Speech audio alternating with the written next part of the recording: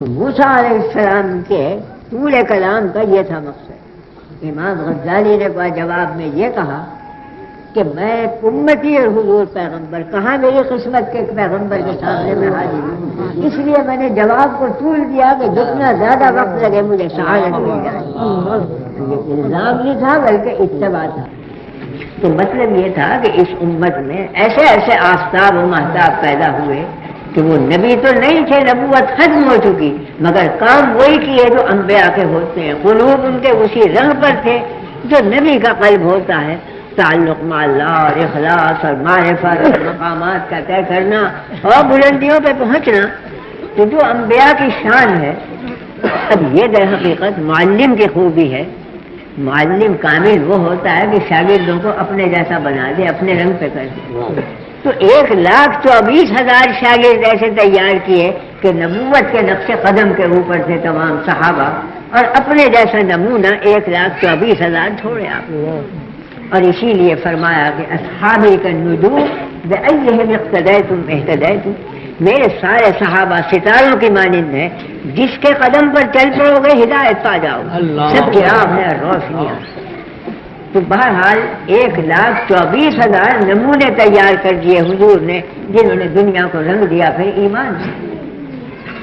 تو وہ تعلیم کا سلسلہ، تو تعلیم کے ذریعے علم ان کے اندر بھرا، جیسا کہ حضرت عبداللہ ابن مسعود رضی اللہ عنہ فرماتے ہیں کہ من کان مستنن فلیستن بمن قد مات، اولئک اصحاب محمد صلی اللہ علیہ وسلم اعمقهم علما واقلهم تکلفا۔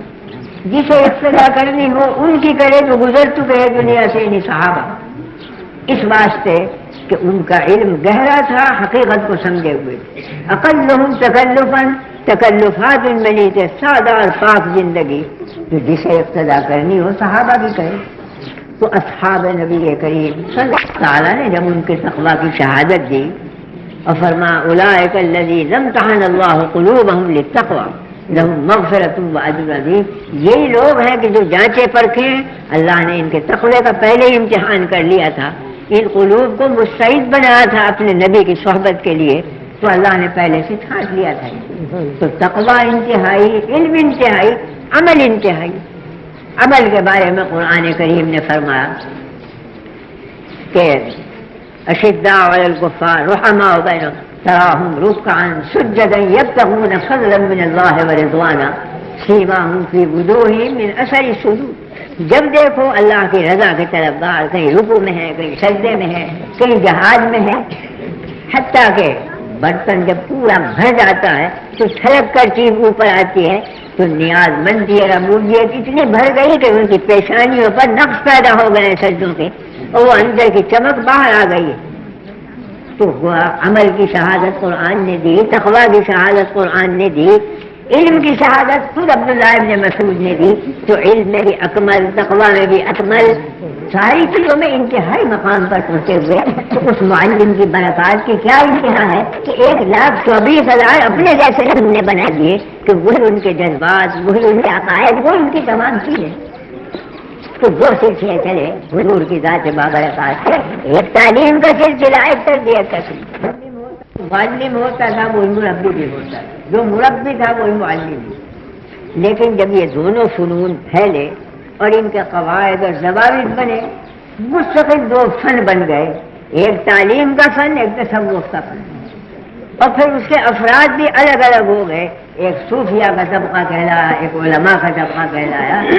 اس کا یہ مطلب نہیں کہ جو علماء تھے وہ صوفیہ نہیں تھے، یا جو صوفیہ تھے وہ علماء نہیں تھے، بلکہ غلبہ جن پر تصوف کا تھا وہ صوفیہ کہلائے، غلبہ جن پر علم اور تعلیم کا تھا وہ معلم کہلائے۔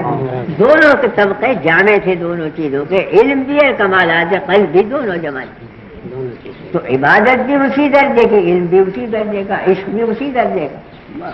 تو دو طبقے الگ الگ ہو گئے مگر دونوں در حقیقت ایک تھے۔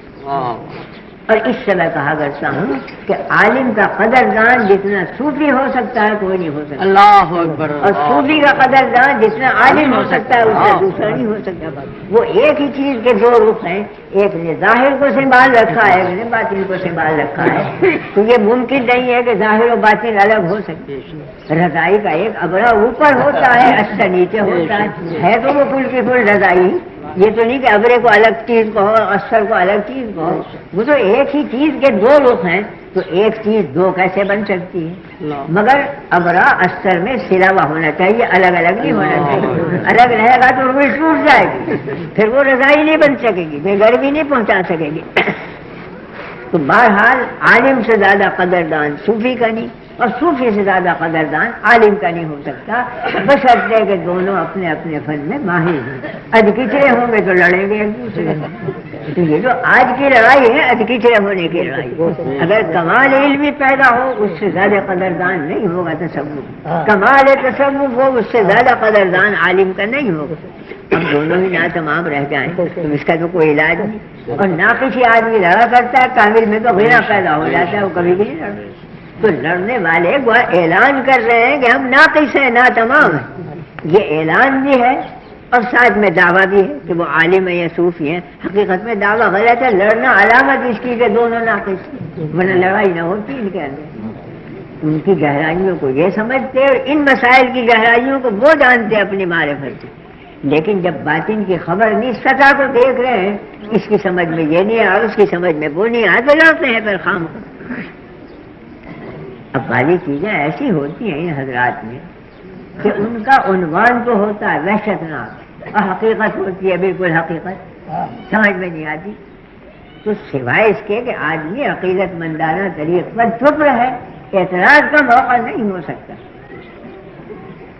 حضرت مولانا فخر نظامی اولیاء کاملین میں ہیں، اور جوانی میں ولایت نصیب ہو گئی تھی۔ تو مولانا فخر نظامی سے ایک شخص نے، مرید نے کہا کرتا تھا، اس نے آ کے عرض کیا کہ حضرت کوئی ایسی تدبیر بتلائیے کہ اللہ تعالیٰ کو خواب میں دے۔ فرما فرض نماز چھوڑ دو۔ اس بیچارے کو حیرت ہوئی کہ فرض نماز ہی سے تو قرب ہوتا ہے، اور یہ فرض چھوڑا رہے ہیں تو وہ قرب ہوگا یا بہت ہوگا، زیارت ہوگی یا زیارت سے محرومی ہوگی۔ جرأت اور ہمت نہیں ہوئی کہ ترک کر دے، مگر وہ جذبہ تھا۔ 2-4 دن کے بعد پھر عرض کیا کہ حضرت کوئی تدبیر؟ فرمایا احمق آدمی بتلا دیا ہے کہ فرض نماز چھوڑ دو، پھر ضرورت نہیں ہوئی۔ پھر 4-5 دن کے بعد جذبے میں آیا، فرمایا کہ عجب قوزن قسم کا آدمی ہے، تدبیر بتلا دیا عمل نہیں کرتا، فرض نماز چھوڑ دو، اب بھی ضرورت نہیں ہوئی۔ اتنا کیا کہ عشاء کی نماز فرض تو پڑھ لیے، سنتیں چھوڑ دی، دیکھی جائے گی۔ تو گھنٹے بھر کے بعد خواب میں دیکھا کہ نبی کریم صلی اللہ علیہ وسلم تشریف فرما ہے اور فرما رہے ہیں کہ بھئی ہم نے کیا قصور کیا تھا کہ ہماری سنتیں چھوڑ دی۔ اسی وقت اس سے توبہ، استغفار، وضو اور صلاۃ توبہ پڑھ کے سنتیں ادا کی اور ساری رات ذکر اللہ میں مصروف رہے۔ صبح کو حاضر ہوئے شیخ کے دربار میں، فرمایا کیا گزرے؟ کہا حضرت فرض کو چھوڑنے کی کوئی ضرورت نہیں ہوئی، سنتیں چھوڑی تھی۔ حضور نے یہ فرمایا اگر فرض چھوڑتا تو اللہ کی اب یہ ایک واقعہ پیش آیا۔ اس واقعے میں سے 2 راستے نکلتے ہیں۔ ایک راستہ تو یہ نکلتا ہے کہ تو یوں کہے کہ ہم نہیں جانتے مولانا فخر نظامی کون ہوتے ہیں، قرآن میں حکم ہے فرض نماز ادا کرنے کا، وہ لاکھ کہیں ترک کرو کبھی ہم نہیں مانیں گے، انہیں حق کیا تھا کہنے، وہ کون ہوتے ہیں؟ تو اہل اللہ کی شان میں گستاخی ہے، گمراہی۔ دوسرا راستہ یہ نکلتا ہے کہ بھئی ہم نہیں جانتے قرآن و حدیث میں کیا لکھا ہے، بولتے ہوئے قرآن تو یہ حضرات ہیں جو یہ کہیں گے ہم تو وہ کریں گے۔ بمے سجادہ رنگی کن گرفتی ہے مما گوئے کہ سالک بے خبر نہ وہ ذرا ہو رسم منزل ہے، کیا لکھا حدیث میں کیا لکھا علماء جانے، ہمیں خبر نہیں۔ ہمارے عزیز تو قرآن و حدیث کی حضرات اولیاء ہیں، بس جو یہ کہیں گے ہم مانیں گے، چاہے وہ جائز ہو چاہے نہ جائے۔ یہ بھی گمراہی کا راستہ ہے کہ شخصیات کو لے کر قرآن و حدیث اور شریعت کی عظمت نکل جائے، یہ بھی گمراہی۔ اور قرآن و حدیث کی عظمت سے قائم کر کے اگر ان حضرات کی عظمت نکل جائے، یہ بھی گمراہی۔